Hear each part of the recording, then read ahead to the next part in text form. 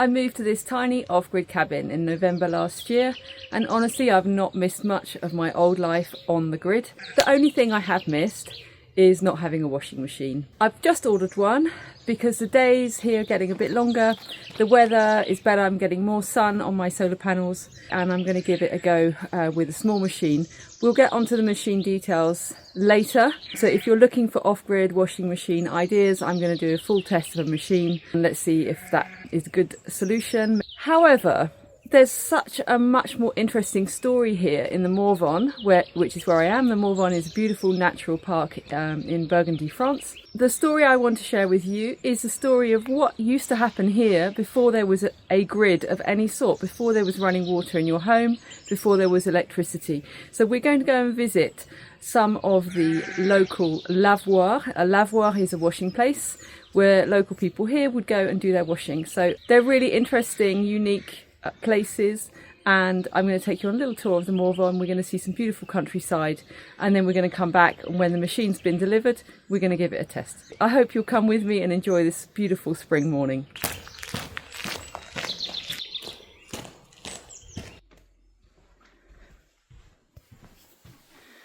Are you ready, Lexi?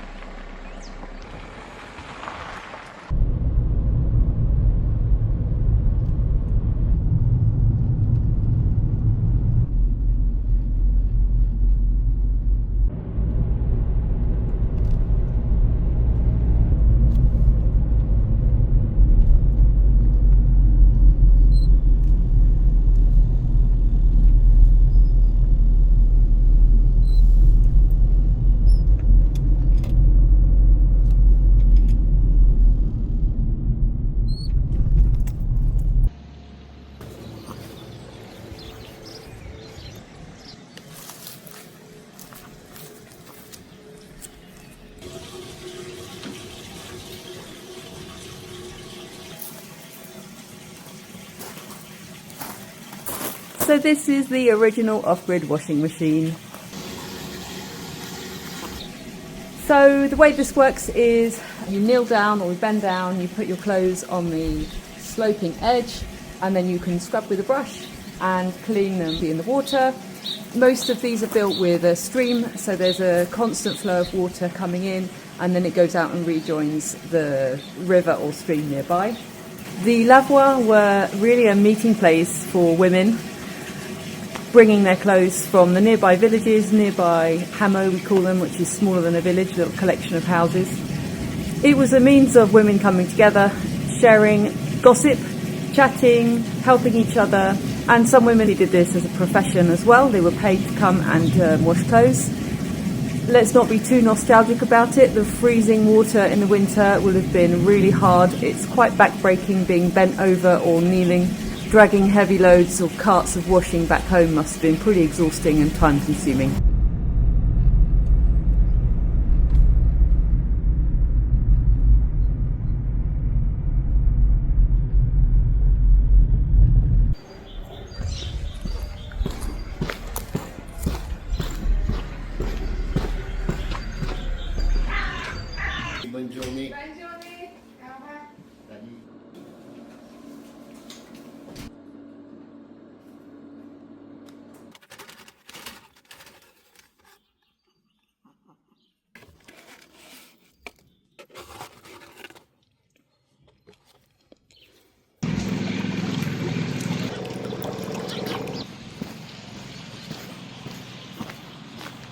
This is another example.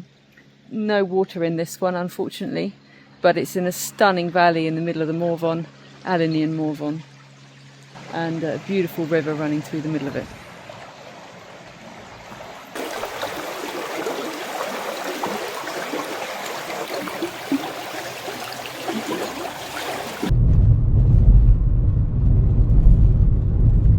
So in the bigger towns, the wash places were much more significant in terms of size and investment. This one was built in 1764 In that era, it was really about improving public sanitation. There'd been a series of cholera and typhoid outbreaks, and so the governments really invested in creating the means of the local population to live a cleaner and healthier life.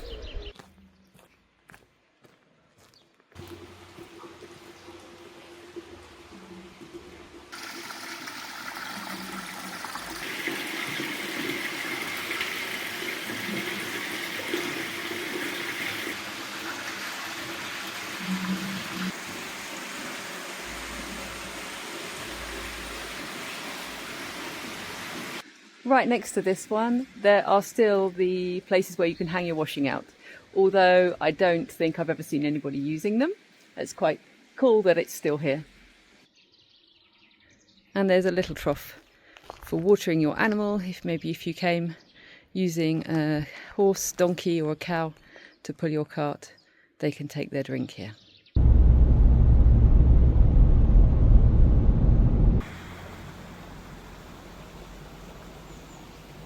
Sadly, not all of the lavoir in the area have been preserved. I think the building behind me was a lavoir because of the proximity of the stream, and it's got some of the similar kind of details that we find on the other ones, but it's fallen completely into ruin and the water's been diverted.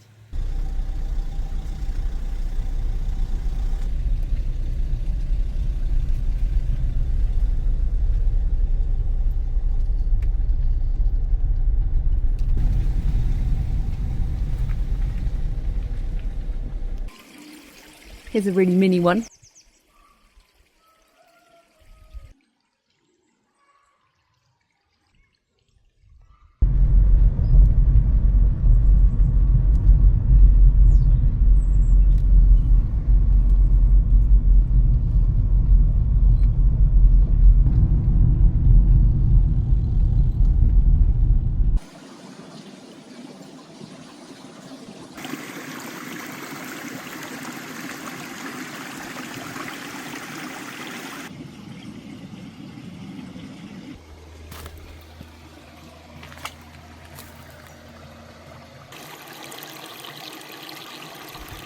This one has to be my favourite. It's been converted into a little nature reserve, so there's a number of protected species of little kind of water salamander creatures. And there's tons of snails, frogs, all sorts of things. It's really buzzing with life, and it's a beautiful place just to come and sit and spend some time. It's quite a nice design because the water comes in at that end and then it filters all the way along this back wall, and it's creating a huge amount of water flow. It would make a really nice koi carp pond, but whenever I come here I just think of that. It's far better, of course, that it's used as a useful resource for so many different natural species.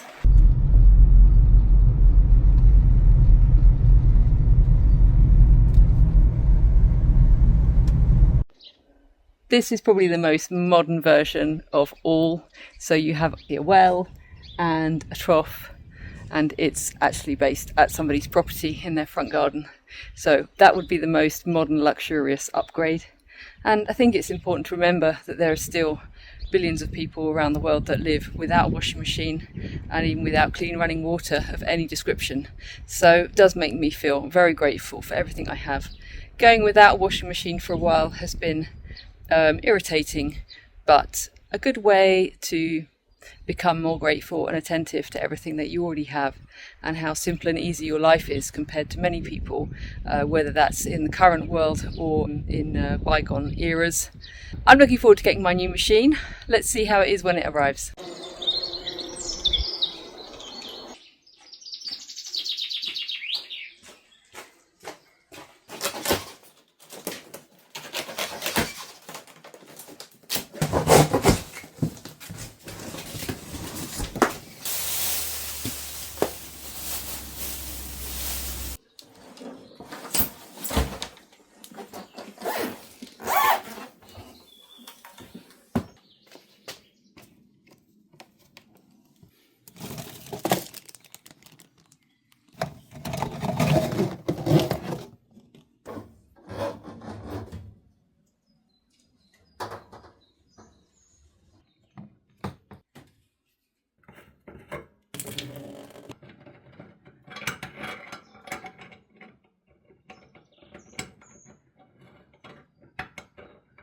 I couldn't get the metal attachment on, but I did manage to force a plastic one on. This is a really old tap that I've reutilised out of the caravan that used to be on the back of the cabin. So it dates from 1960 something. And I've cobbled together a hose pipe made from garden hose. So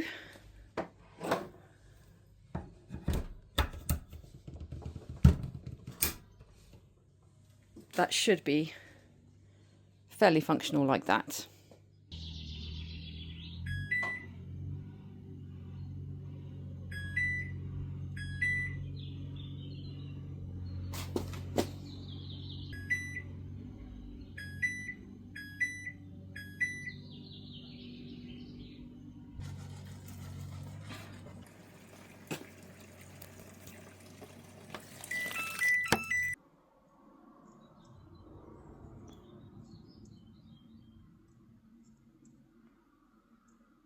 From a point of view of using this as an off-grid washing machine, I think it's really pretty good in terms of the energy usage.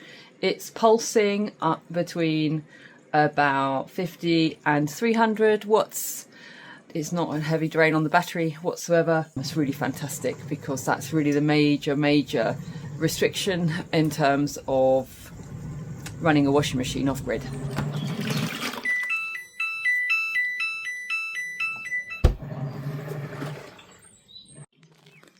Well, it does seem to be working. I decided in the end to put it on a 22-minute quick wash just to see. In an ideal world, I'd run this on a sunny morning when I've got time to dry the things outside, but also whilst the batteries have still got time in the sun to recharge again so that we have enough power.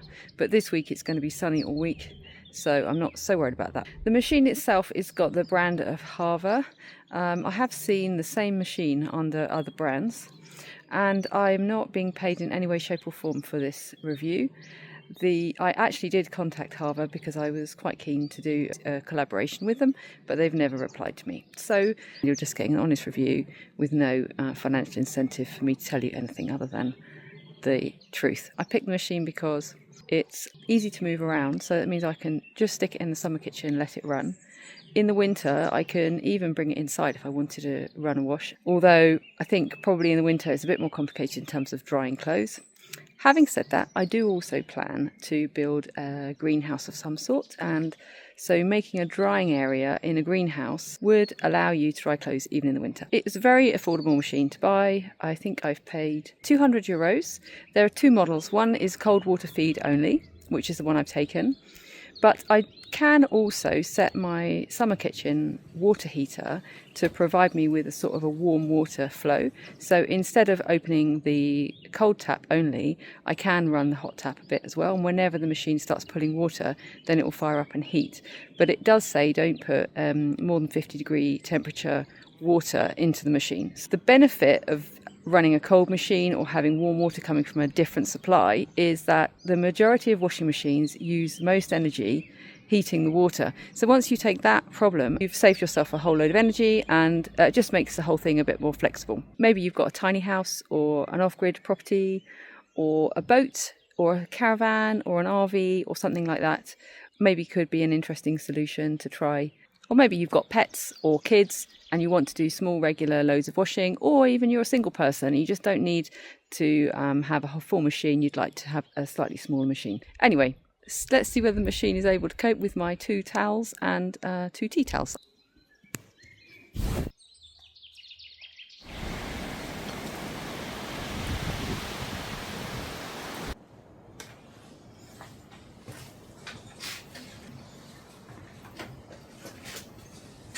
I have now run the machine a whole load of times, sorted out some of the niggling problems I had at the beginning. I've had a load of problems with it spinning out. It won't spin out unless the drum is really full of clothes and the weight is exactly right. Otherwise it just doesn't spin. So half the time the clothes come out sopping wet. Just make sure that you're literally stuffing a load of things in there and making sure it's really full to the brim before you set it off. Overall, it's been quite fun. I've enjoyed myself. I've run out of washing powder, so I can't do any more, but it's a beautiful blustery day here. I'm enjoying having a bit of independence back and not having to go to the laundry mat. I just wanted to share this happy part of my journey to move here and live off-grid. It was the only thing that was bothering me, not having a machine, and now I have one, so life is, quite frankly, pretty fantastic. In the meantime, I've been chugging away at the work on the tiny cabin. It's moving along really well, and in the next video you're going to see that I'm working on all the window surrounds. Soon we're going to be putting the flooring down. So I hope you have a great week, and I'll see you in the next video.